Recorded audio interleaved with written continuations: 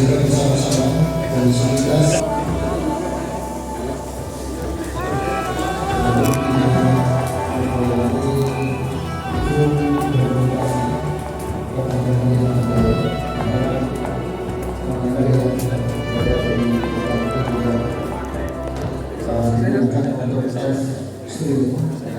sekaligus untuk lebar rumahan.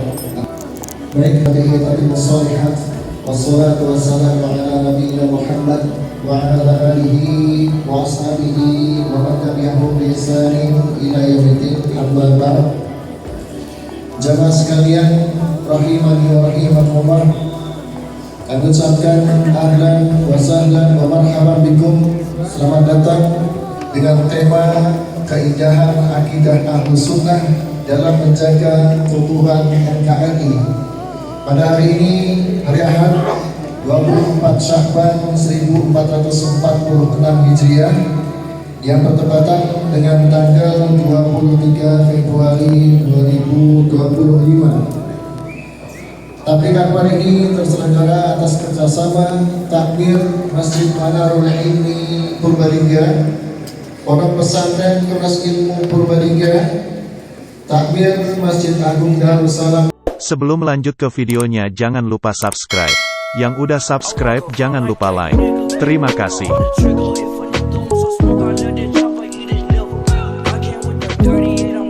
Salah satu di antara taman surga Allah Azza wa Jalla di muka bumi, kita berharap semoga Allah Subhanahu wa Ta'ala berkenan untuk melimpahkan kepada kita semuanya ilmu yang bermanfaat, sehingga bisa kita amalkan sebagai bekal untuk menghadap kepada Allah Jalla wa Ala.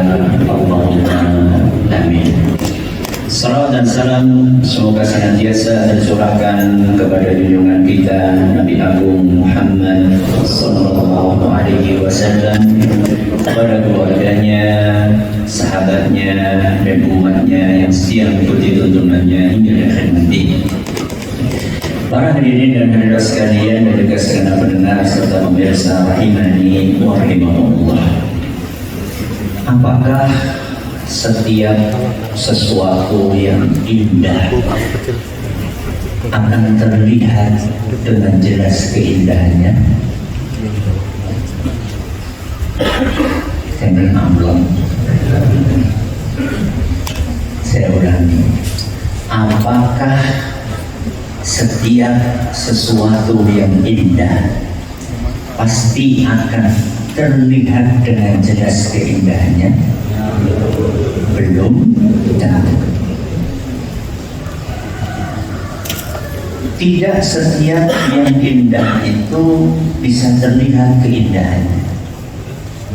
Dan ketika ada sebagian orang tidak bisa melihat keindahan sesuatu yang indah, bukan karena sesuatu itu tidak indah, tapi barangkali karena ada faktor-faktor yang membuat keindahan itu terhalang.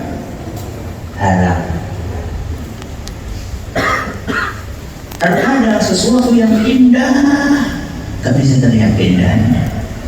Contoh, pemandangan Gunung Slamet, indah nggak? Mana? Nggak kelihatan ya? Karena ada apa? Ada tembok.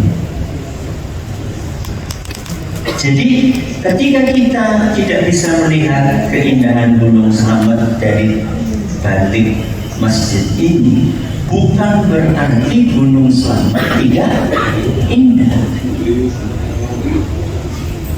Akidah Ahlus Sunnah adalah sesuatu yang sangat indah.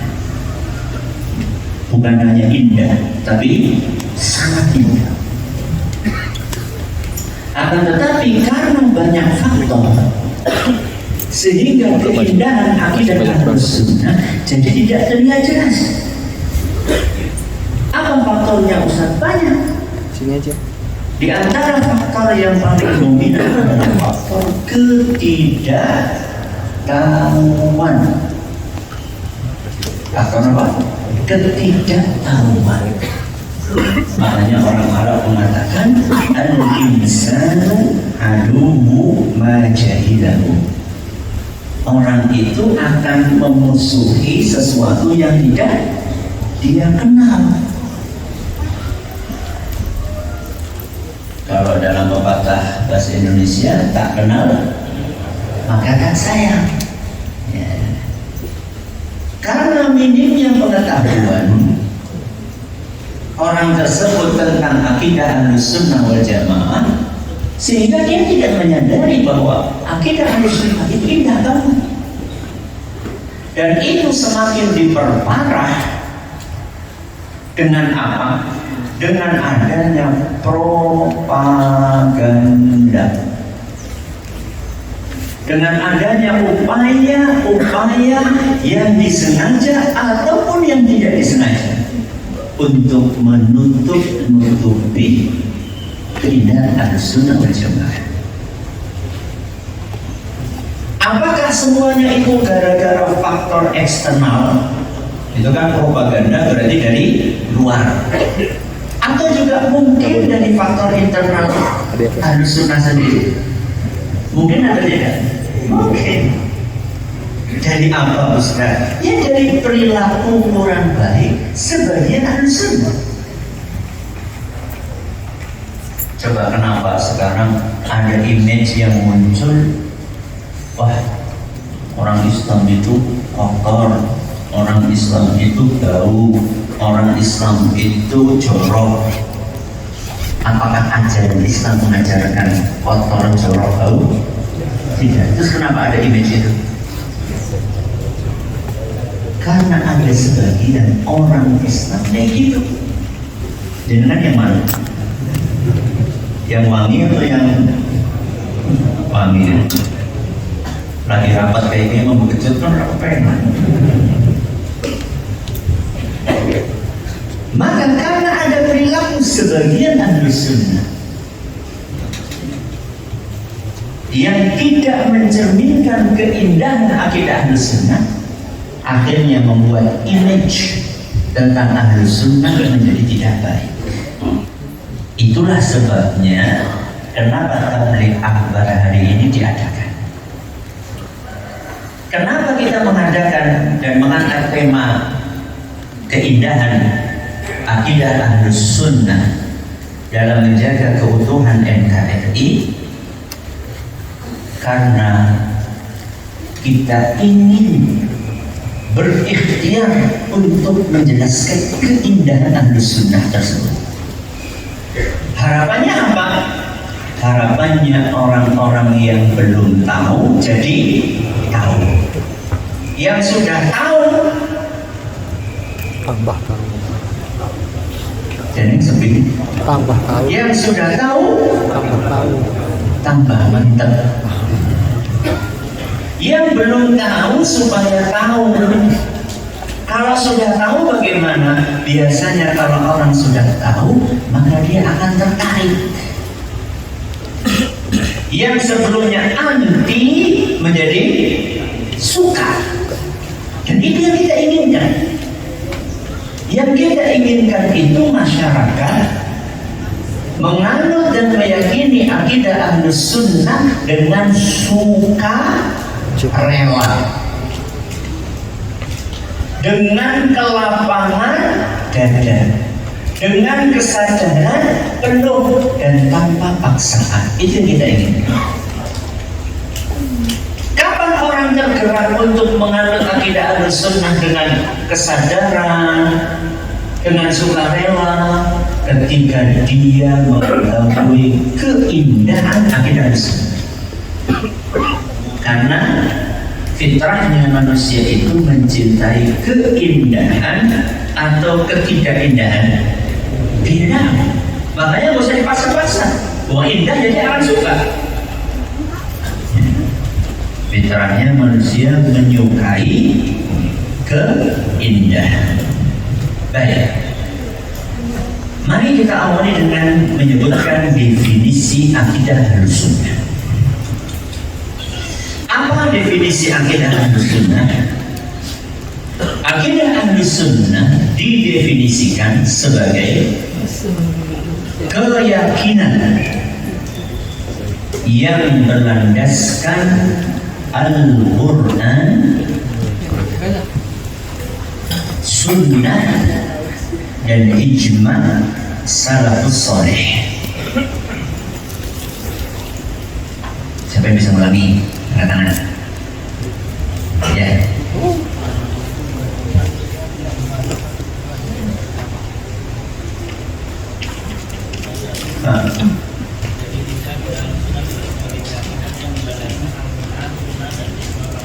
Masya Allah, monggo silakan.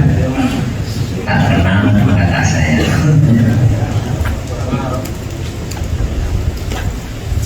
Silakan dapat juga. Mana tadi?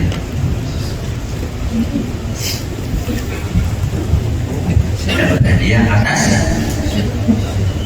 Atas partisipasinya. Kita ulangi ya, apa definisi akidah Ahlussunnah Jamaah? Keyakinan yang berlandaskan Al-Quran, Sunnah, dan kesepakatan para ulama atau para salafus saleh. Ijma. Kenapa harus berlandaskan Al-Quran dan Sunnah? Karena Al-Quran dan Sunnah menjelaskan segala sesuatu. Sebagaimana yang Allah firmankan dalam Al-Quran surat An-Nahl ayat 89, wa nazzalna 'alaikal kitaba tibyanan likulli syai', dan sesungguhnya kami menurunkan untukmu Al-Quran sebagai penjelas dari segala sesuatu. Segala sesuatu berarti semuanya, dan sesuatu yang paling pokok di dalam Islam adalah akidah. Kemudian Rasulullah Shallallahu Alaihi Wasallam disebutkan oleh Allah Azza wa Jalla di dalam surat An-Najm ayat 3 sampai 4. Wa ma yantiqu 'anil hawa in huwa illa wahyun yuha. Sesungguhnya Nabi kita Muhammad sallallahu alaihi wasallam kalau berbicara itu bukan berdasarkan hawa nafsu, akan tetapi bersumber dari wahyu. Sehingga apa yang dijelaskan oleh Nabi kita Muhammad sallallahu alaihi wasallam pasti benar. Makanya Imam Al-Barbahari rahimahullah ta'ala, salah seorang ulama abad ke-4 Hijriah, tepatnya wafat pada tahun 329 Hijriah, beliau pernah berkata, wal haqqu, kebenaran itu adalah ma jaa'a min 'indillahi was sunnah. Kebenaran itu adalah apa yang datang dari Al-Quran dan Sunnah. Wal jama'ah majtama'a alaihi ashabu Rasulullah SAW, dan apa yang datang dari ijma', yaitu kesepakatannya para sahabat Nabi kita Muhammad sallallahu alaihi wasallam. Kita ulangi, apa definisi akidah Sunnah? Keyakinan yang berlandaskan Al-Quran, Sunnah, dan ijma' para salafus salih. Siapa salafus salih? Siapa salafus salih?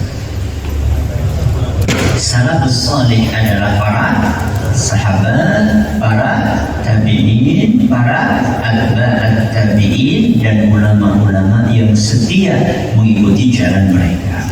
Nah, jadi prolog. Sekarang kita masuk kepada inti pembahasan. Keindahan akidah Ahlus Sunnah. Tema ini panjang atau pendek? Panjang atau pendek? Bukan panjang, tapi panjang banget. Jadi saya sudah siapkan, mau saya bawa bukunya. Qadar Allah lupa. Ada satu buku ditulis oleh guru kami, Syekh Profesor Dr. Muhammad Khalifah At-Tamimi. Mungkin kayaknya jumlahnya sekitar hampir 1000 halaman. Judulnya Mahasinut Tauhid, keindahan Tauhid. Berapa halaman? 1000 halaman. Materi yang saya siapkan cuma 29 halaman. Berarti seperlapannya. Ya, dikit banget. Jadi tema tentang keindahan akidah sunnah itu tema yang panjang. Tapi apa yang tidak bisa kita kupas semuanya, ya kita kupas sebagiannya. Maka pada kesempatan kali ini, karena keterbatasan waktu dan keterbatasan ilmu, maka kita hanya akan mengangkat 5 keindahan akidah Ahlussunnah wal Jamaah. Apakah artinya keindahan itu hanya terlihat dari 5 sisi saja? Oh, seperti. Apakah artinya keindahan Ahlussunnah hanya terlihat dari 5 sisi saja? Jawabannya tidak. Ini cuma sampel. Mari kita mulai dari keindahan yang pertama. Keindahan akidah Ahlussunnah yang pertama adalah bersumber dari Al-Quran, Sunnah, dan Ijma. Apa keindahan yang pertama? Bersumber dari Al-Quran, Sunnah, dan Ijma. Kenapa sekarang? Kok kalau bersumber dari Al-Quran, Sunnah, dan Ijma itu akidah akan indah? Karena akidah yang bersumber dari 3 sumber tersebut dijamin kebenarannya. Kenapa? Dijamin kebenaran. Sedangkan akidah yang bersumber dari selain itu tidak ada jaminan tentang kebenaran. Sebagaimana yang Allah firmankan di dalam Al-Quran, Al-Haqqu mir Rabbik. Kebenaran itu dari siapa? Allah Subhanahu wa Ta'ala. Surat Al-Baqarah ayat 147. Sehingga Nabi kita Muhammad sallallahu alaihi wasallam ketika haji wada itu artinya apa? Perpisahan. Ketika Rasulullah SAW haji wada, beliau berkhutbah di hadapan para jamaah haji saat itu, yaitu para sahabatnya, yang kira-kira jumlahnya sekitar 100 ribuan kira-kira. Sebagaimana dituturkan oleh Ibnu Abbas radhiyallahu anhu, anna Rasulullah sallallahu alaihi wasallam khataban nas fi hajjatil wada'i faqala, bahwasanya Nabi sallallahu alaihi wasallam di haji wada beliau berkhutbah di hadapan umat manusia sambil beliau bersabda, ya ayyuhan nas. Apa artinya? Wah, bahasa Arab ya. Masya Allah. Wahai para manusia, inni qad taraktu fikum ma in i'tasamtum bihi falan tadillu abada. Wahai sekalian umat manusia, sesungguhnya aku telah meninggalkan untuk kalian sesuatu yang kalau kalian berpegang dengan sesuatu tersebut, maka kalian tidak akan pernah sesat selama-lamanya. Apa sesuatu tersebut? Kitab Allah wa sunnah Nabihi sallallahu alaihi wasallam. Sesuatu itu adalah Al-Quran dan Sunnah Nabi kita Muhammad sallallahu alaihi wasallam. Hadis riwayat Al-Hakim dan isnadnya dinilai sahih oleh beliau dan juga oleh Ibnu Hajar Al-Asqalani dan Al-Busiri. Itu menunjukkan bahwa Al-Quran dan Sunnah ketika dipegang dengan benar, maka akan menyelamatkan seseorang dari kesesatan dan penyimpangan. Kalau ijma Ustaz, apakah ada jaminan kalau orang berpegang dengan ijma maka dia akan selamat dari kesesatan? Ada. Jaminannya adalah sabda Nabi kita Muhammad sallallahu alaihi wasallam, "Innallaha la yajma'u ummati ala dhalalah." Sesungguhnya Allah Azza wa Jalla tidak mungkin mengumpulkan umatku di atas kesesatan. Alias kalau umat Islam, para ulamanya sudah berijma, maka pasti isi dari ijma itu adalah kebenaran. Hadis riwayat Tirmidzi dan dinyatakan sahih oleh Syekh Al-Albani. Oke, berarti keindahan yang pertama apa? Bersumber dari Al-Quran, Sunnah, dan ijma.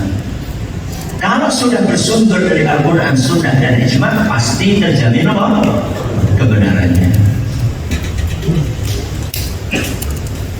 Terus sisi keindahan yang lain apa? Kalau bersumber dari Al-Quran, Sunnah, dan ijma, akan terbebas dari kontradiksi. Kenapa? Terbebas dari kontradiksi. Kontradiksi siapa? Kontradiksi siapa? Pertentangan. Makanya cari saja akidah Ahlussunnah wal Jamaah, poin dalam akidah Ahlussunnah yang bertentangan. Kenapa? Karena sumbernya dari Al-Quran, Sunnah, dan ijma. Apa kata Allah Subhanahu wa ta'ala, "Walau kana min 'indi ghairi Allahi lawajadu fihi ikhtilafan katsira." Seandainya Al-Quran itu bukan dari Allah, pasti engkau akan dapatkan di dalamnya banyak perselisihan, banyak kontradiksi. Ini Allah sampaikan dalam surat An-Nisa ayat 82. Makanya alhamdulillah akidah Ahlussunnah itu dari dulu sampai sekarang itu konsisten, nggak berubah-ubah, Kenapa? Karena tidak ada kontradiksi di dalamnya, sehingga nggak ada istilah revisi akidah. Jadi revisi untuk abad ini yang dulu udah nggak cocok, itu udah ada. Berbeda dengan akidah yang bersumber dari selain Al-Quran dan Sunnah, pasti ada kontradiksi. Saya kasih contoh. Akidah orang-orang ateis. Kenapa? Akidah orang-orang ateis. Siapa orang ateis? Yang nggak percaya adanya Tuhan. Nah, terus alam semesta ini dari mana? Kalau nggak ada Tuhan, alam semesta dari mana? Oh iya ya, orang ngomong ateis sendiri. Kata mereka, alam semesta ini ada kebetulan. Adanya apa? Kebetulan. Oke. Tapi di waktu yang sama, mereka juga sangat yakin bahwa alam semesta ini berjalan dengan teratur. Jadi orang ateis meyakini alam semesta adanya kebetulan. Di waktu yang sama, mereka juga meyakini bahwa sistem di alam semesta ini berjalan dengan sangat teratur. Makanya mereka percaya hukum fisika, hukum matematika, hukum biologi, mereka percaya. Kontradiksi nggak? Kontradiksi nggak? Di mana kontradiksi? Apa? Sesuatu yang kebetulan biasanya tidak rapi,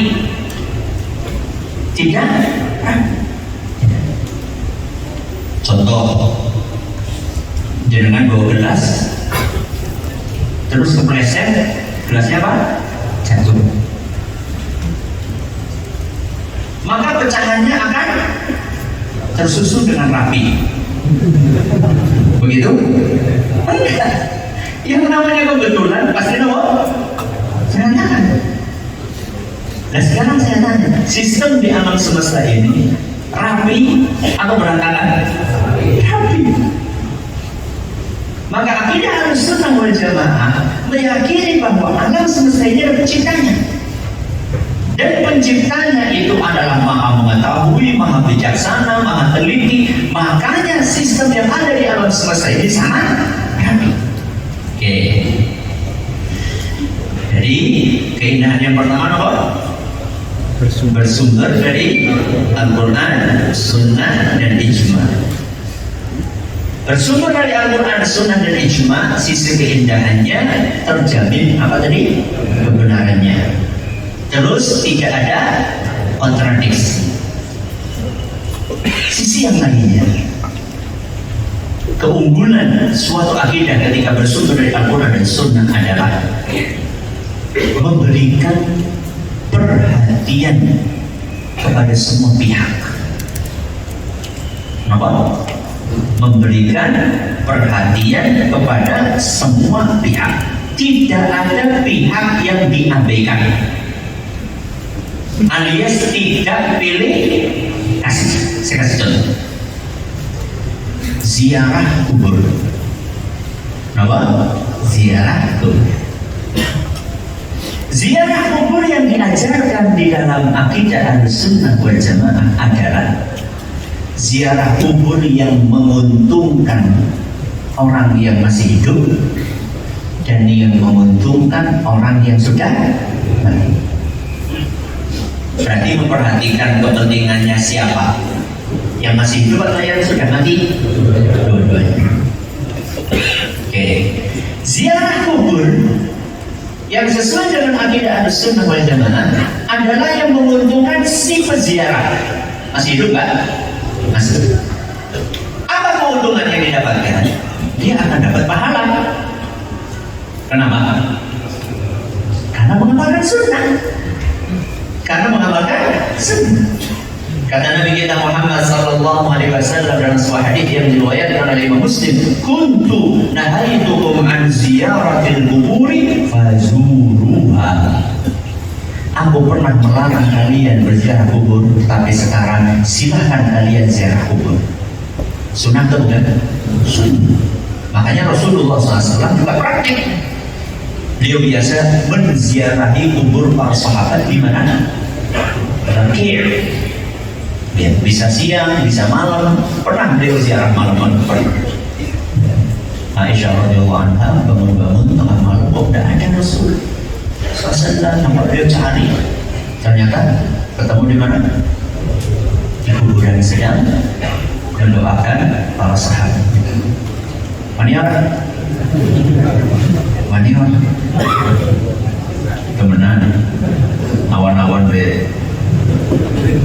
berhenti.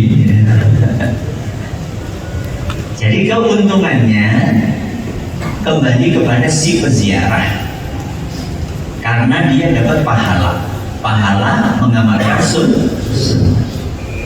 Apalagi keuntungan yang didapatkan oleh si peziarah kalau dia berziarah kubur sesuai akidah Ahlussunnah, dia akan ingat akhirat. Dan itulah salah satu misi ziarah kubur. Sebagaimana yang disebutkan oleh Nabi SAW dalam hadis riwayat Tirmidzi. Dan kata beliau hadis ini hasan sahih. Fazuruha fa innaha tudzakkirul akhirah. Ziarah kuburlah, karena ziarah kubur itu mengingatkan akhirat. Ingat akhirat, untung apa rugi? Untungnya apa? Untungnya apa ingat akhirat? Jadi banyak beramal, jadi tobat, orang petantang, tenteng, orang keberengan, menguntungkan. Oke.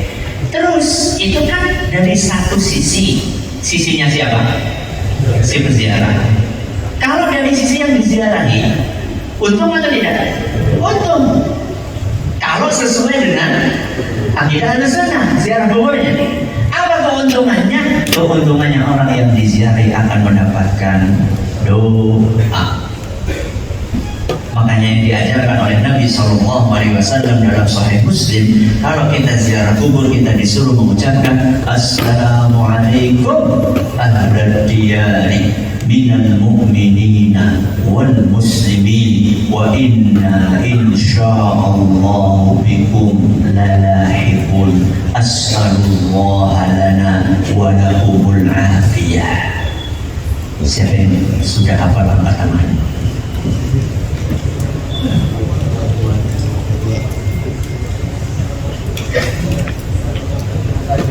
Masya Allah, monggo silakan. Siapa yang bisa terjemahkan? Iya, agak perlu itu bermain ya. Monggo silakan.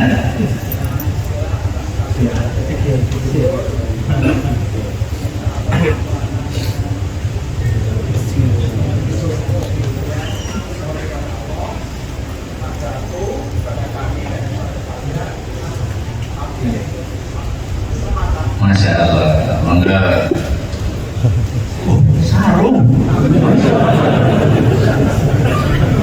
Masya Allah. Untung-untungan ya.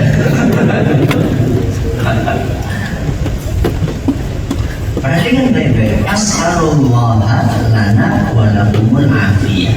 Aku berdoa kepada Allah untuk aku dan untuk kamu keselamatan. Jadi orang yang di kuburan itu lagi membutuhkan apa? Makanya kata Nabi SAW ketika mengantar jenazah, setelah selesai menguburkannya, kata Nabi SAW, istaghfiru li akhikum, mintakan ampun untuk saudara kalian, fa innahu al-ana yus'al, karena sekarang dia sedang menghadapi pertanyaan.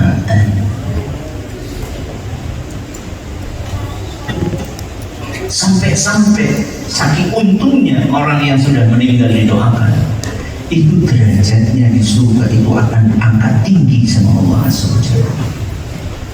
Sebagaimana yang disampaikan oleh Nabi kita Muhammad Sallallahu Alaihi Wasallam di dalam sebuah hadis yang diriwayatkan oleh Imam Ahmad dan isnadnya dinilai hasan oleh Imam Al-Iraqi dan oleh Al-Arnaud. Inna Allah Azza wa Jalla la yarfa'u darajata lil 'abdi salihi fil jannah. Sesungguhnya Allah Azza wa Jalla akan mengangkat derajat seorang yang soleh di surga. Diangkat apa nih? Derajat. Fayaqulu, maka si hamba yang soleh ini berkata, Ya Rabbi, Anda lihat ini, wahai Rabbi, kok bisa derajatku setinggi ini? Sampai orang ini merasa heran. Ujarku ya biar orang sholat mau ujarku biar ya sholat tadi biasa-biasa aja, kok bisa setinggi ini? Dengerin, ayaqulu, maka Allah Azza wa Jalla menjawab, istighfari waladika. Ini adalah dengan doa-doa anakmu. Berarti menguntungkan atau tidak? Menguntungkan. Kebalikannya, kalau ziarah kubur itu dilakukan tidak sesuai dengan akidah Ahlussunnah wal Jamaah, maka akan merugikan siapa? Orang yang berziarah dan yang diziarahi. Apa kerugiannya orang yang berziarah? Kalau ziarahnya tidak sesuai dengan akidah Ahlussunnah, dia telah melanggar larangan Rasulullah SAW. Nabi kita Muhammad Sallallahu Alaihi Wasallam mewanti-wanti di dalam sebuah hadis yang diriwayatkan oleh Imam Ahmad, dan hadis ini dinasih oleh Imam Abdiyah Al-Maqdisi dan Syekh Al-Albani. Kata Nabi Sallallahu Alaihi Wasallam, fazuruha, berziarah kuburlah, wala taqulu hajra, dan jangan sekali-kali ketika kalian ziarah kubur kalian ngomong sesuatu yang gak benar. Ngomong sesuatu yang gak benar. Contohnya, Mbak, jangan nomornya.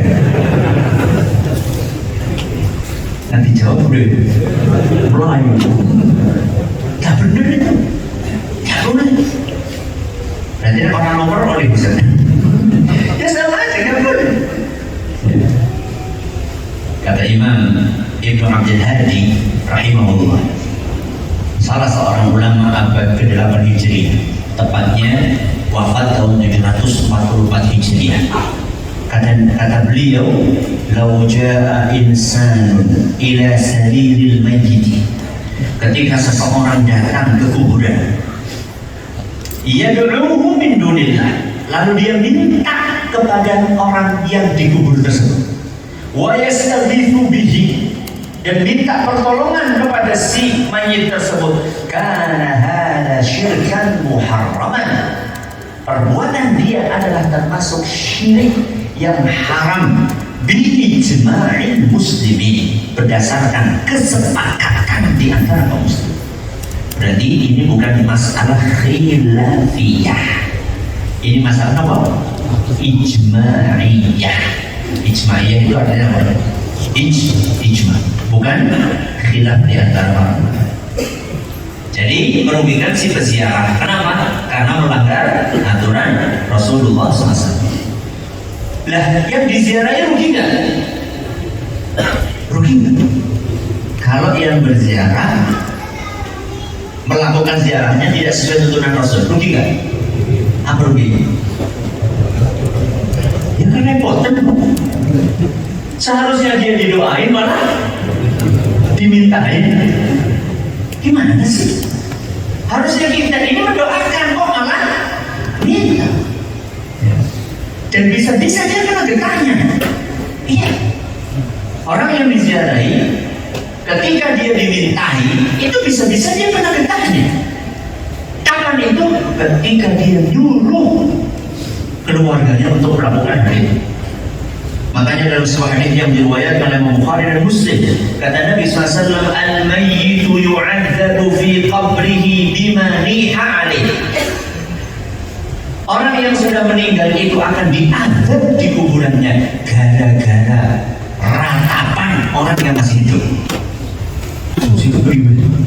Yang meratap yang hidup, yang diazab yang sudah meninggal. Si bagaimana? Kata Imam An-Nawawi, menurut mayoritas ulama, maksud dari hadis ini adalah apabila si mayit itu mewanti-wanti berpesan, nanti kalau saya mati tolong diratapi, beton keren, karena kelihatanmu banyak orang yang sedih dengan kematian. Oke, selesai pembahasan tentang keindahan yang pertama. Mari kita pindah ke keindahan yang kedua. Apa keindahan yang kedua? Sesuai dengan fitrah manusia. Apa? Sesuai dengan fitrah manusia. Akidah Ahlussunnah itu sesuai dengan fitrahnya manusia. Fitrah siapa? Fitrah yang mau Ustaz pasar badan, kursi zakat fitrah. Fitrah itu apa? Fitrah itu adalah karakter bawaan yang ditanam oleh Allah dalam diri manusia. Kenapa fitrah? Karakter bawaan yang ditanamkan oleh Allah dalam diri manusia. Rencana wong Jawa kawan bayi. Tapi kawan bayi di sini bukan hal-hal yang sifatnya fisik gitu, yang dimaksud gitu deh. Pancen kawan bayi irong, bukan itu maksudnya. Ya terus maksudnya apa Ustaz? Karakter bawaan yang dimaksud dengan kata fitrah di sini adalah kesiapan untuk menerima ajaran Islam. Apa? Kesiapan untuk menerima ajaran Islam, terutama akidah. Terutama apa? Akidah. Tauhid, mengesahkan Allah Subhanahu wa Ta'ala. Makanya apa kata Nabi kita Muhammad sallallahu alaihi wasallam? Setiap bayi lahir sesuai dengan fitrah yang akan mengubah bayi tersebut menjadi Yahudi, Nasrani, dan Majusi. Siapa? Orang tua. Fa'abawahu yuhawwidanihi aw yunassiranihi aw yumajjisanihi. Bapaknya lah, kedua orang tuanya lah yang akan mengubah bayi itu menjadi Yahudi, Nasrani, atau Majusi. Nabi sebutkan berapa? 3. Yahudi, Nasrani, Majusi. Kok Islam tidak sebut? Ya itu fitrahnya. Fitrahnya manusia itu menerima Islam. Berarti si rusak siapa? Oh Tuhan. Makanya jangan merusak fitrah. Jadi akidah Ahlussunnah itu sesuai fitrah. Sehingga kalau orang meyakini Ahlussunnah wal Jamaah, maka hatinya itu akan damai, hatinya akan tentram. Kenapa? Karena alamiah, meyakini sesuatu yang alami, yang memang sudah Allah tanamkan di dalam dirinya, siap untuk menerima. Saya kasih contoh. Salah satu fitrah, kesesuaian akidah Ahlussunnah dengan fitrah adalah keyakinan Ahlussunnah yang menyatakan bahwa Allah itu ada di atas. Dan ini adalah fitrah seluruh manusia. Sebagaimana disebutkan oleh banyak ulama. Disebutkan oleh Imam Ibnu Qutaibah rahimahullah, ulama abad ketiga. Disebutkan juga oleh Imam Abdul Hasan Al-Asy'ari rahimahullah, ulama abad keempat. Juga disebutkan oleh Imam Ibnu Abdul Bar, ulama abad kelima Hijriah. Semua ulama yang saya sebutkan tadi menyatakan bahwa fitrahnya manusia meyakini Allah di atas. Pernah ada sebuah kisah menarik. Seorang tokoh agama yang bernama Abu Al-Ma'ali Al-Juwaini. Abu Al-Ma'ali Al-Juwaini, di suatu majelis beliau menjelaskan tentang bahwa Allah itu bukan di atas arsy. Allah tidak tinggi. Maka salah satu yang hadir di situ namanya Abu Ja'far Al-Hamadani. Setelah Syekh tadi selesai untuk menyampaikan apa yang disampaikan, Abu Ja'far Al-Hamadani bertanya, "Akhbirna ya Ustaz an hadhihi ad-darurah allati najiduha fi qulubina." Wahai Ustaz, kalau memang Allah itu bukan di atas, tolong beritahu kepada kami, kenapa kami merasa selalu ada dorongan kuat di dalam batin kami. Fa innahu ma qala 'arifun qad ya Allah illa wajada fi qalbihi daruratan tatlubu al-'uluwa la yaltafitu yamnatan wa la yasrah. Dorongan kuat di dalam hati kami adalah setiap kita menyebut nama Allah, ya Allah, kenapa hati kami selalu mendorong kami untuk menghadap ke atas, bukan ke kanan, bukan apa, ke kiri. Dengan ketika berdoa, tangannya kemana? Ya. Ada yang ke kanan, atau ada yang kemana? Ke kiri, atau ada yang ke bawah. Setiap orang berdoa kenapa mesti ke atas? Ini dorongan nggak bisa ditolak. Bagaimana bau hadhihi darurah an anfusina? Kalau memang keyakinan yang benar adalah seperti yang kamu sampaikan, wahai Ustaz, bahwa Allah itu tidak di atas, terus bagaimana kita menghilangkan dorongan kuat fitrah yang ada di dalam diri kami setiap berdoa mesti ke atas? Bagaimana kami menghilangkan ini? Falatama Abul Ma'ali ala ra'sihi, maka kemudian dia pukul kepalanya. Al-Juwaini rahimahullah, wa qala hayyaranil hamadani, hayyaranil hamadani. Al-Hamadani bikin aku pusing, Al-Hamadani bikin aku pusing. Kenapa? Itu menyalahi fitrah. Jadi fitrahnya manusia itu meyakini Allah di mana? Di atas. Ya. Maka bersyukurlah orang yang meyakini akidah Ahlus Sunnah. Keindahan yang ketiga,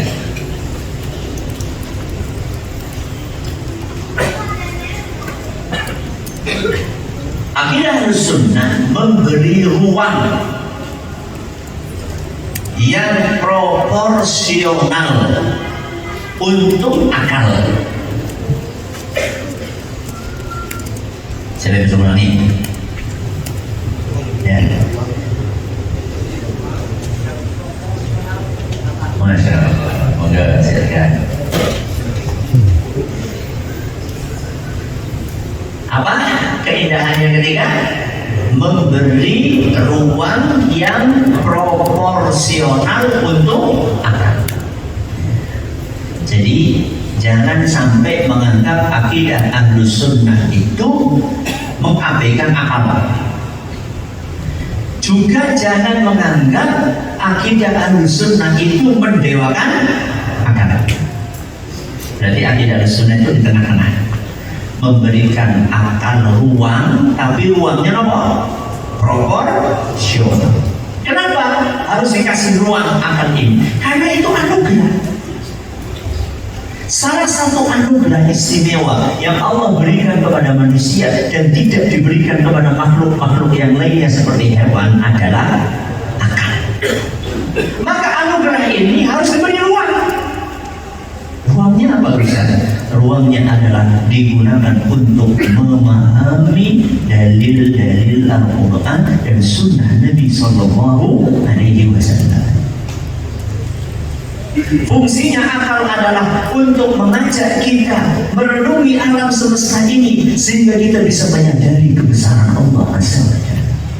Fungsinya akal ini adalah menggali hikmah-hikmah kebaikan yang ada di dalam syariat yang Allah turunkan ke muka bumi. Fungsinya akal adalah untuk membedakan mana yang bermanfaat, mana yang berbahaya, mana yang mendatangkan kebaikan, mana yang mendatangkan keburukan. Itulah fungsinya akal. Sehingga ajaran akidah Ahlus Sunnah wal Jamaah itu sesuai akal atau tidak? Sesuai. Akal apa? Akal sehat. Akal sehat. Berarti ada akal tidak sehat. Ya. Ada sebuah buku menarik. Ya, ada sebuah buku menarik. Tebalnya 7 jilid atau 8 jilid. Judulnya Dar'u Ta'arudil Aqli wa Naqli. Bantahan untuk orang yang menganggap bahwasanya akal dan dalil itu bertentangan. Ya. Jadi ada orang berpandangan bahwa akal dan dalil itu kontradiksi. Nah, dibantah dalam buku itu berapa jilid? 7 jilid. Tapi ada syaratnya. Syaratnya apa? Dalilnya harus sahih, akalnya harus sehat. Berarti apa syaratnya? Dalilnya harus sahih, akalnya harus sehat. Berarti kalau ada sesuatu yang kelihatannya kontradiksi antara akal dan dalil, maka salah satu di antara dua kemungkinan. Nomor kemungkinan pertama, dalilnya tidak sahih. Atau kemungkinan yang kedua, dalilnya akalnya tidak sehat. Atau kemungkinan yang ketiga, dua-duanya. Wis dalilnya orang sahih, akalnya orang sehat. Oke, berarti akidah Ahlus Sunnah itu tidak bertentangan dengan akal sehat. Saya kasih contoh. Ya, saya kasih contoh. Akidah Ahlus Sunnah wal Jamaah, saya kasih 3 contoh. 3 apa ya? 3 apa 2 lah? Nanti kita lihat ya. Contoh yang pertama, bagaimana akidah Ahlus Sunnah itu tidak bertentangan dengan akal sehat, malah sesuai dengan akal sehat. Akidah Ahlus Sunnah mengajarkan tauhid. Mengajarkan apa? Tauhid. Qul huwallahu ahad. Katakan Allah itu satu. Ya, berarti pencipta alam semesta ini hanya berapa? Hanya satu. Dan yang mengatur alam semesta ini juga cuma satu. Sehingga yang berhak untuk disembah ya cuma satu. Saya tanya sama jenengan, keyakinan bahwa Tuhan itu cuma satu bisa diterima dengan akal sehat? Bisa? Apa buktinya? Buktinya akal sehat bisa menerima apa? Keteraturan alam semesta. Apa? Keteraturan alam semesta. Alam semesta ini mencakup alam semesta langit bumi dan termasuk sistem yang ada di dalam tubuh. Sistem yang ada di alam semesta dan sistem yang ada dalam tubuh manusia itu sangat teratur, presisi, rapi. Seandainya Tuhan lebih dari satu, mesti berantakan. Realitanya berantakan atau rapi? Rapi. Tapi kan umatku berantakan, Ustaz. Ya karena anak jenengan, anak bojone jenengan, anaknya jenengan gitu. Alam semesta ini yang ngatur adalah Allah saja. Sistemnya jutaan tahun itu rapi. Saya kasih contoh yang paling gampang. Sudah berapa lama matahari terbit dari timur, tenggelam di barat? Sudah berapa lama? Sejak ada alam semesta. Oke, kalau seandainya Tuhannya lebih dari satu, apa yang terjadi? Sekarang yang satu pengen terbit dari timur, Tuhan yang kedua orang bosan pengen dari mana? Dari barat. Tuhan ketiga, oh ya bukanlah sekali-kali sekarang lor. Subhanallah. Makanya apa kata Allah Azza wa Jalla di dalam surat Al-Anbiya ayat 22. Surat apa? Al-Anbiya ayat 22. Lau kana fihima alihatun illallah la fasadata. Seandainya alam semesta ini ada Tuhan selain Allah, pasti akan rusak. Pasti apa? Akan rusak dan berantakan. Itu tadi kasih contoh di alam semesta. Sekarang contoh di tubuh kita. Sistem tubuh kita ini teratur atau tidak? Teratur. Nafas pasti pakai hidung. Dari dulu, mulai dari Nabi Adam, nafasnya selalu pakai hidung. Padahal saya tanya sama jenengan, di tubuh kita ini lubang selain hidung ada nggak?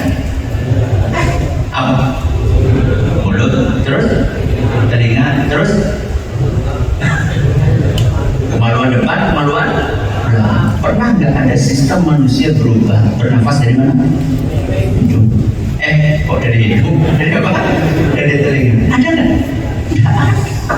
Ini sistem rapi, nggak berubah-berubah. Itu tandanya penciptanya cuma satu, pengaturnya cuma satu. Sehingga konsep tauhid itu adalah konsep yang paling rasional, yang paling mudah diterima oleh akal. Syaratnya akalnya nopo? Akalnya sehat. Oke, contoh yang lain. Contoh yang lain.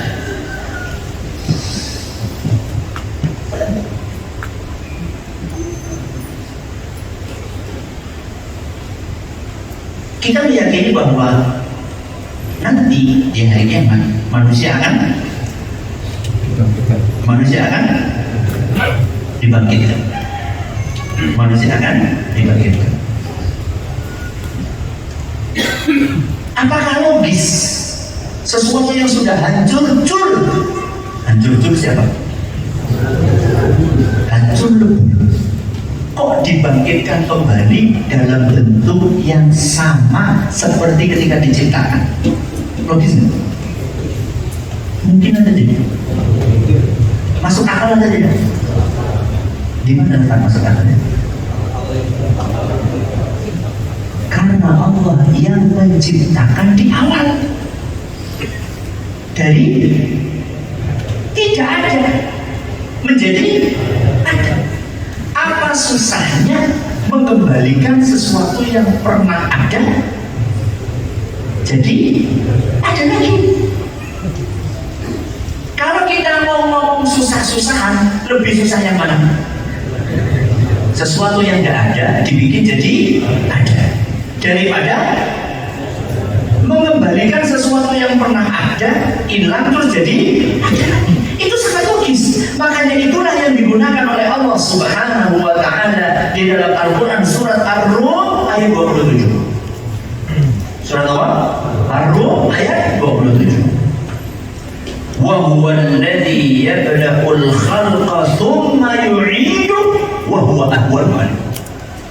Dialah Allah Subhanahu wa Ta'ala yang menciptakan makhluk pertama kali, kemudian dia pula yang mengembalikan keberadaannya, dan yang kedua ini lebih gampang daripada yang pertama. Dan hal itu bisa kita saksikan dalam kehidupan keseharian kita. Padi misalnya, mati apa hidup? Padi mati atau hidup? Benih mati apa hidup? Hidup. Bisa diajak ngomong ya? Begitu kita tanam, apa yang terjadi? Tumbuh. Dari sesuatu yang mati bisa apa? Oke, apa lagi? Telur. Apa? Telur. Hidup apa mati? Mati atau hidup? Mati. Diangkermi siapa bahasa Indonesia? Diterami, ya, diterami sama induknya sekian puluh hari, tahu-tahu biar tetes keluar anak ayam. Lalu di dunia saja Allah mampu, apalagi di akhirat. Sayangnya orang-orang yang tidak percaya akhirat, dia percaya ada anak ayam keluar dari telur, dan dia juga percaya ada padi tumbuh dari benih. Kok nggak percaya manusia bisa dihidupkan lagi? Itu kan sangat gak logis. Oke, keindahan yang keempat, akidah Ahlussunnah itu mengakomodir perasaan manusia secara seimbang.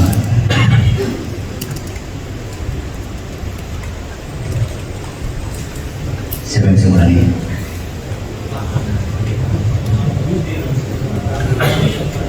Masya Allah, silakan. Monggo. Kita ulangi, apa keindahan yang keempat? Mengakomodir perasaan manusia secara seimbang. Siapa yang bikin manusia? Allah. Siapa yang paling tahu tentang manusia? Jadi Allah itu tahu bahwa manusia itu punya perasaan. Perasaan apa? Jangan sih punya perasaan kan? Perasaan apa? Senang, gelisah, sedih, galau, sing ada karakter. Apa lagi? Cinta, apa lagi? Benci, perasaan takut, perasaan harap. Allah Azza wa Jalla tahu persis karakter manusia, sehingga akidah yang Allah turunkan, akidah Ahlussunnah wal Jamaah, dibikin mengakomodir perasaan-perasaan tersebut. Perasaan-perasaan itu tidak diabaikan, tapi justru dikasih ruang, tapi ruangnya diatur. Saya tidak tahu keseimbangan antara perasaan takut dan perasaan harap. Perasaan apa? Takut dan harap. Kita punya perasaan takut? Punya harapan? Punya. Kenapa Allah ciptakan di dalam diri kita perasaan takut dan perasaan harap? Karena kalau kita tidak punya rasa takut, kita akan sembarangan. Sembarangan apa? Ya sudah repot, berbuat semaunya sendiri karena nggak ada perasaan apa? Takut. Maka sama Allah Azza wa Jalla diciptakanlah neraka, diciptakanlah azab, diciptakanlah musibah untuk menumbuhkan apa? Perasaan takut. Tapi takut kalau berlebihan bahaya. Bahaya apa tidak? Bahaya. Bikin apa? Bikin putus asa. Bikin putus asa. Maka Allah Azza wa Jalla ciptakan surga. Allah Subhanahu wa Ta'ala kasih kenikmatan. Allah ceritakan tentang rahmatnya, tentang ampunannya, tentang kasih sayangnya. Yang ini akan menumbuhkan apa? Kebalikannya apa? Harapan. Sehingga kita harus proporsional antara rasa takut dan rasa harap. Itulah akidah Ahlussunnah. Oke, contoh yang lain. Menyeimbangkan antara cinta dan benci.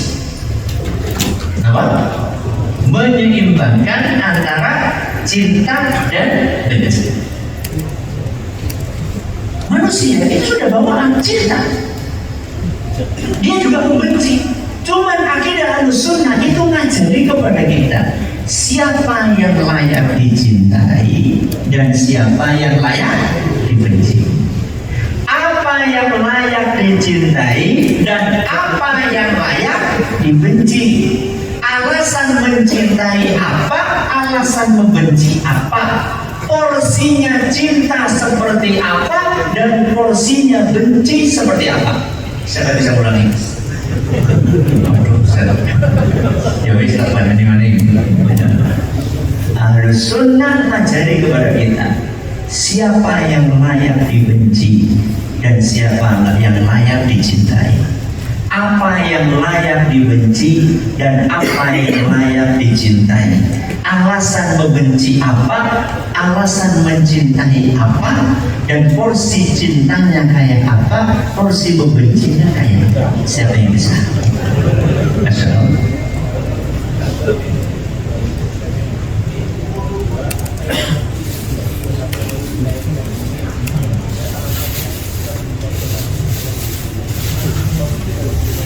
Masya Allah, sarung nih.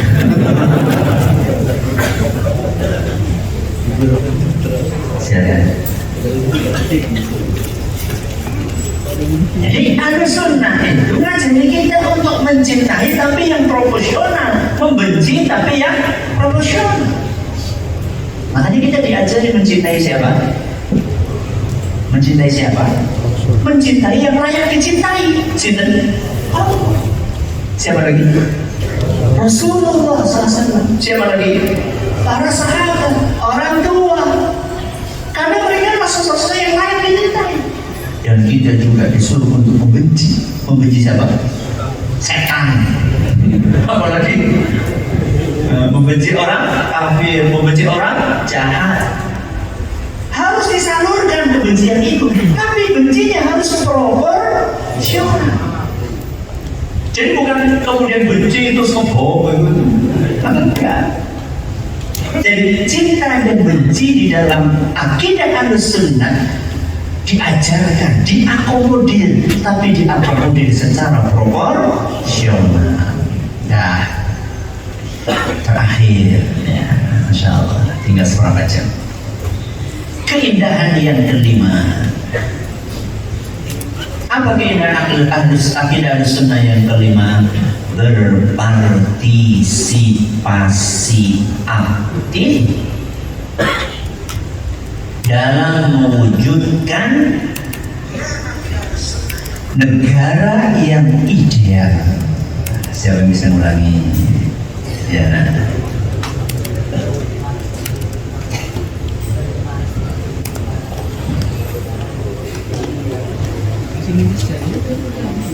Masya Allah, silakan. Masya Allah. Apa yang terima keindahannya? Berpartisipasi aktif dalam mewujudkan negara yang ideal. Jadi ternyata akidah Ahlussunnah itu bukan hanya melulu aspek spiritual dan ibadah. Akan tetapi akidah Ahlussunnah wal Jamaah itu memiliki dimensi sosial. Kenapa demikian? Karena manusia makhluk sosial. Apa artinya makhluk sosial? Gak bisa hidup sendiri. Dia harus berkomunikasi, harus berinteraksi dengan orang lain. Orang lain itu siapa? Di masyarakat. Maka akidah Ahlussunnah mengajarkan kepada manusia agar dia punya peran aktif untuk mewujudkan negara yang ideal, untuk mewujudkan masyarakat yang ideal. Apa contohnya Ustaz? Yang diajarkan di dalam akidah Ahlussunnah untuk mewujudkan misi tersebut, yaitu negara yang ideal. Satu, mengajarkan ketaatan kepada penguasa dalam kebaikan. Apa? Mengajarkan ketaatan kepada penguasa dalam kebaikan. Dan ini adalah salah satu prinsip dasar untuk menjaga stabilitas suatu negara. Allah Azza wa Jalla berfirman di dalam Al-Quran surat An-Nisa ayat 59 yang bunyinya titik.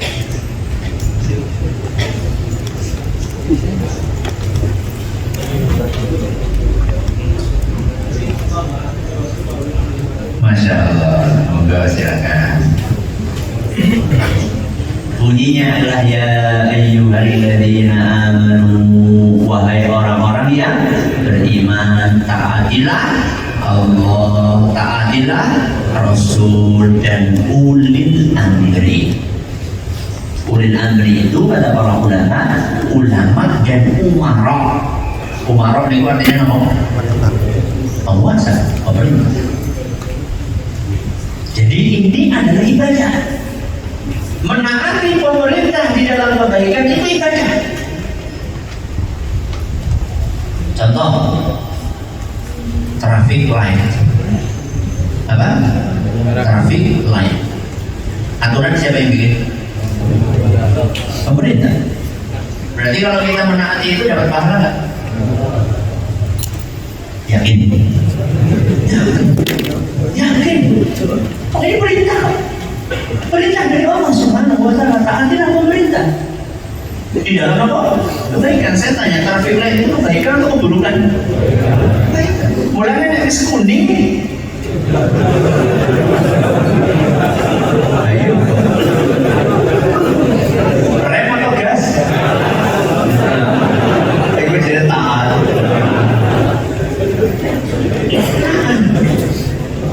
Senang dulu kami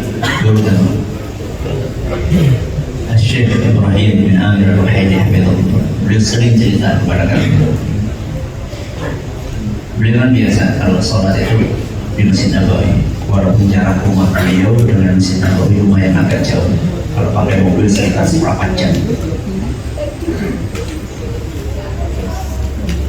4 jam berarti dari mana ya? Waduh, ya kesini ya. Tapi ingat loh, jalan di sana kan lurus, lebar, jadi bisa lebih jauh lagi, karena jalannya bebas hambatan. Rata-rata jalannya kayak jalan tol di tempat kita, cuman bedanya gratis gitu. Sekitar 4 jam, dan beliau berusaha untuk sholat 5 waktunya di Masjid Nabawi. Berarti termasuk sholat subuh. Ya, termasuk sholat subuh. Dan beliau cerita, saya itu kalau berangkat dari rumah mau subuhan di Masjid Nabawi, itu suasananya masih sunyi, jalannya masih lengang, masih lengang, belum banyak kendaraan. Kata beliau, saya itu seandainya di waktu sesunyi itu ketemu lampu merah, saya akan berhenti. Saya akan berhenti. Karena saya berhenti di lampu merah bukan karena takut polisi, tapi karena ingin mendapatkan pahala dari Allah Subhanahu wa Ta'ala. Kayak jenengan yuk. Itu loh ulama ahlu sunnah kayak gitu. Katanya ahlu sunnah. No, itu ulama ahlu sunnah. Apalagi Ustaz? Hello. Apa? Arung ngaji iki karo goblok bae.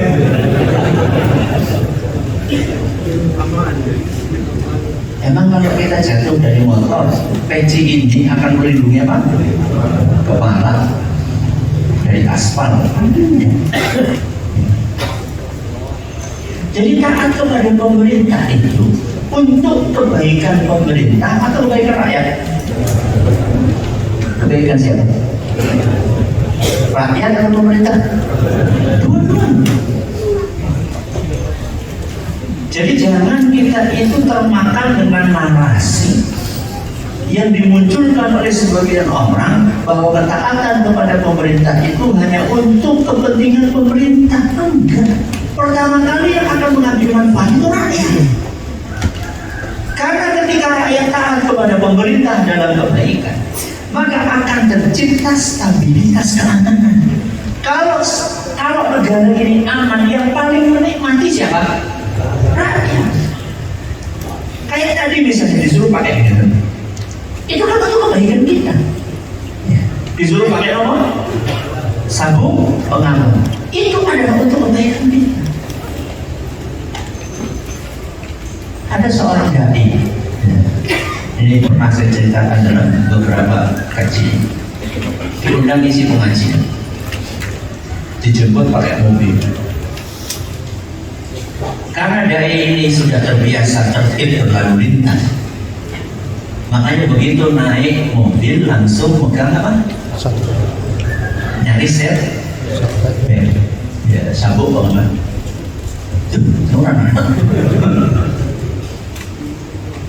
Orang oh, ada di set. Iya, Ustaz, maaf ini mobilnya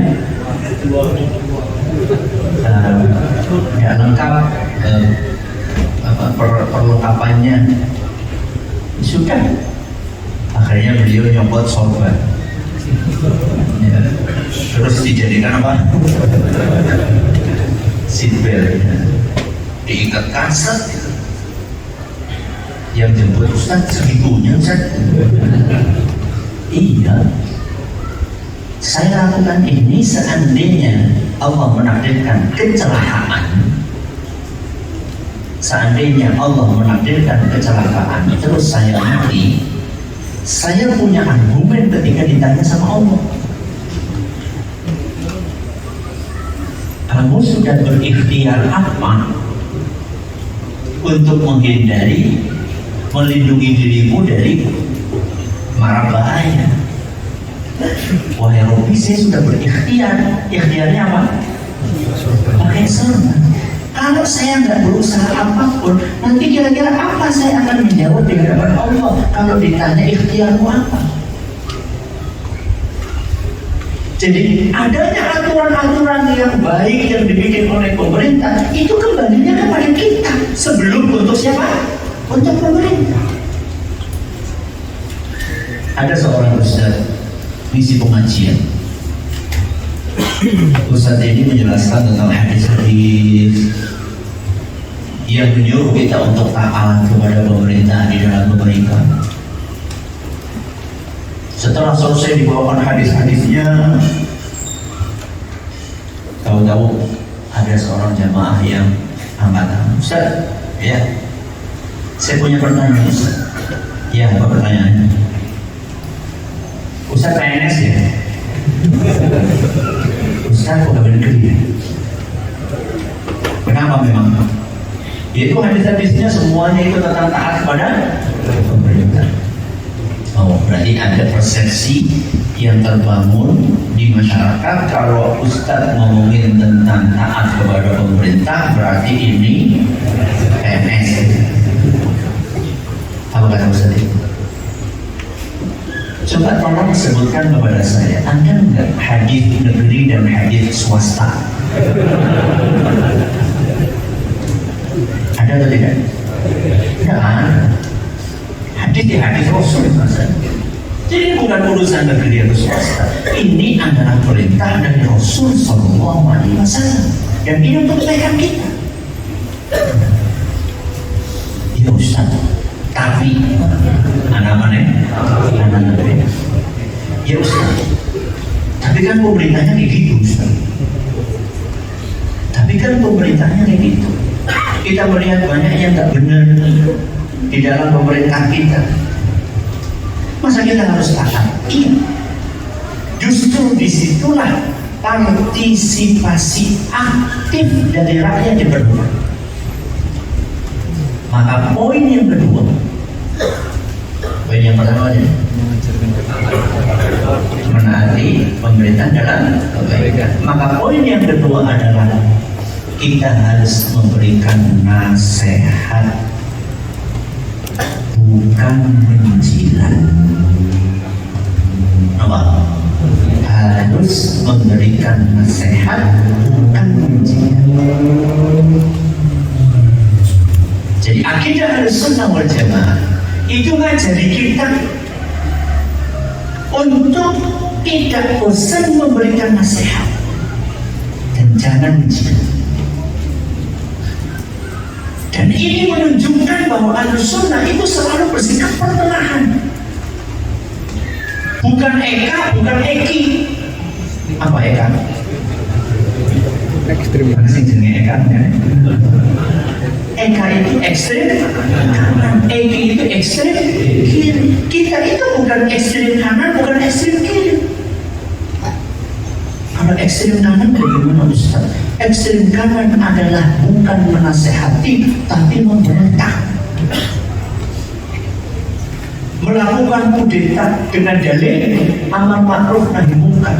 Ini bukan ajaran Ahlussunnah. Ekstrim kiri apa kebaliknya tadi? Menjilat supaya dapat jabatan, supaya dapat proyek. Ya. Dan dia seribu kata tidak mau menasehati pemerintah yang benar. Jadi Ahlussunnah wal Jamaah punya wasatiyah, sikap tengah. Ada sebuah tesis judulnya Wasatiyatu Ahli Sunnah Bainal Firaq, sekitar 600 halaman. Sikap tengah Ahlussunnah di antara sekte-sekte yang ada. Jadi Ahlussunnah itu selalu berada di tengah. Jadi tidak ekstrem kanan, tidak apa? Ekstrem kiri. Jadi mereka ketika melihat pemerintahnya nggak benar, mereka nggak mau diam, mereka akan menasihati. Tapi apa bedanya dengan ekstrem kanan? Bedanya Ahlussunnah kalau menasihati pakai etika. Pakai apa? Etika. Apa etika yang diajarkan dalam memberikan nasihat? Mengedepankan kelembutan. Apa? Mengedepankan kelembutan. Sebagaimana yang dipesankan oleh Allah Subhanahu wa Ta'ala kepada Nabi Musa dan Nabi Harun ketika diutus oleh Allah untuk menasihati siapa? Fir'aun. Allah ceritakan dalam Al-Quran surat Toha ayat 44. Surat apa? Toha ayat 44 yang bunyinya titik.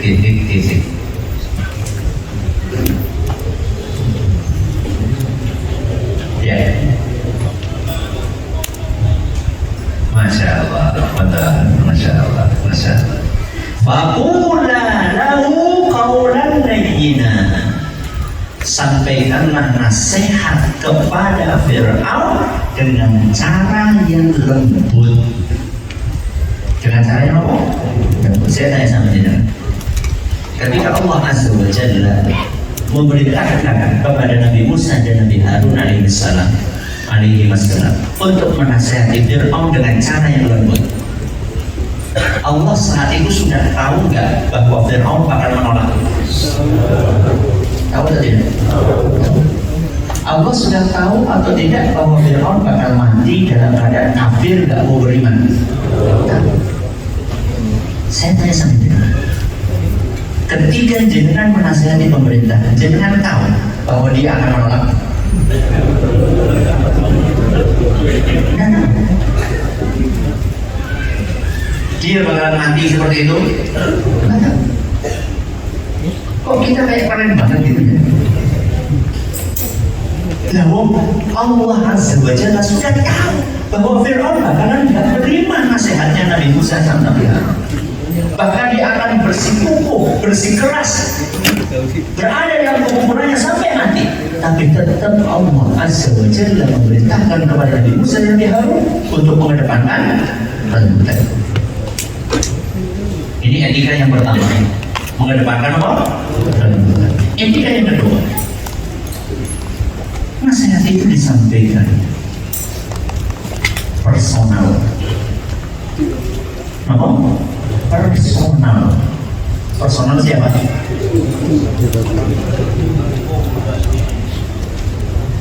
Face to face. Omongan itu face to face. Empat mata. Ya. Alias tidak dipublikasikan. Alias nasihat itu bukan disampaikan di depan umum, di mimbar atau di medsos, dua-duanya. Ya. Di depan umum berarti kan di mimbar, di medsos itu termasuk di depan umum. Dan itulah pesan dari Nabi kita Muhammad Sallallahu Alaihi Wasallam dalam sebuah hadis yang diriwayatkan oleh Imam Ahmad. Dan kata Imam Al-Haythami, para perawi hadis ini terpercaya dan sanadnya bersambung. Dan kata Syekh Al-Albani, hadis ini sahih. Rasulullah SAW bersabda, "Man arada an yansaha lidhi sultan, fala yubdihi alaniyah." Barang siapa yang ingin menyampaikan nasihat kepada penguasa, janganlah menyampaikannya di depan umum. Pesan dari Rasulullah, jangan menyampaikan nasihat di depan umum. Walakin ya'khudhu biyadihi, tapi sampaikanlah nasihat itu secara personal, gandeng tangannya, kasih nasihat empat mata. Fa in qabila minhu fadah, kalau nasihatnya diterima alhamdulillah. Wa illa kana qad adda alladhi alayhi, kalau ternyata nasihatnya enggak diterima, maka kewajiban kita sudah gugur. Itulah akidah Sunnah. Ya, jadi bukan termasuk orang yang ekstrem kanan, juga bukan termasuk orang yang ekstrem kiri. Ustaz, mana mungkin Ustaz empat mata? Sekarang kan ada saluran, bisa pakai WA, bisa pakai surat, bisa pakai orang yang dekat sama penguasa tersebut. Banyak saluran. Ustaz nggak bakal dibaca. Yang penting kan kita menunaikan apa? Wajib. Sehingga nanti kita di hadapan Allah Azza wa Jalla, ketika ditanya, pemerintahmu kayak gitu sudah dinasihati belum? Kalau kita katakan, nggak mungkin nyampe, kata siapa nggak mungkin nyampe? Sudah lakukan atau belum? Masalah sampai atau tidak sampai, diterima atau tidak diterima, itu bukan urusan kita. Urusan kita adalah menyampaikan nasihat dengan etika yang diajarkan di dalam agama kita. Siapa yang bisa mengulang hidup kita? 1, 2.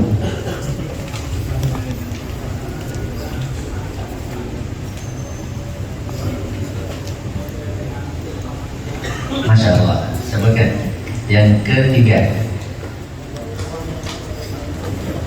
Masya Allah. Yang keempat. Masya Allah. Yang kelima. Dalam?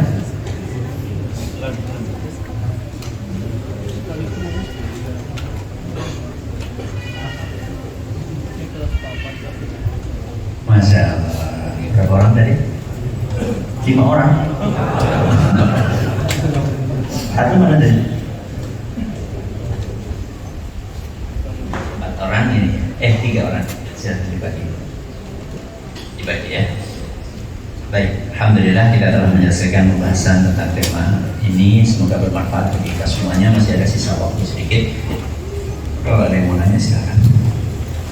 Baik, jazakumullah khairan Ustaz atas materi yang disampaikan di pagi hari ini. Selanjutnya coba kita akan masuki sesi tanya jawab dan masih tersedia dan banyak sekali hadiah untuk jamaah sekalian. Dan untuk jamaah putri atau ibu-ibu silakan bisa menyampaikan pertanyaannya via kertas yang nanti disampaikan ke panitia akhwat atau mahar sehingga nanti bisa disampaikan ke kami. Baik,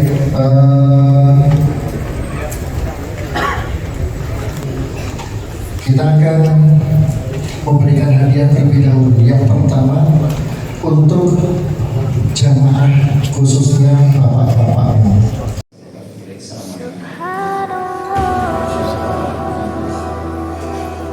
Baik, jamaah sekalian, rahimanallah, kami mohon untuk tertib ketika keluar dari tempat kajian dan kami mohon dengan sangat untuk memberikan akses ketika Ustaz meninggalkan tempat kajian.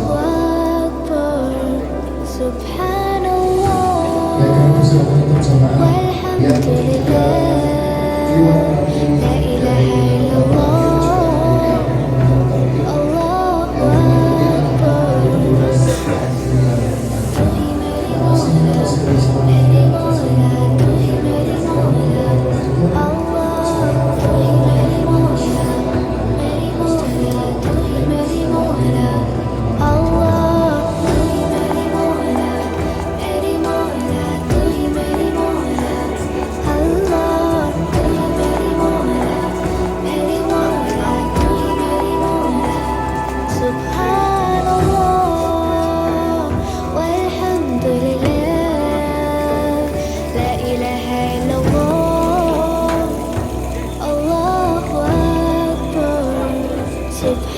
Subhanallah, walhamdulillah.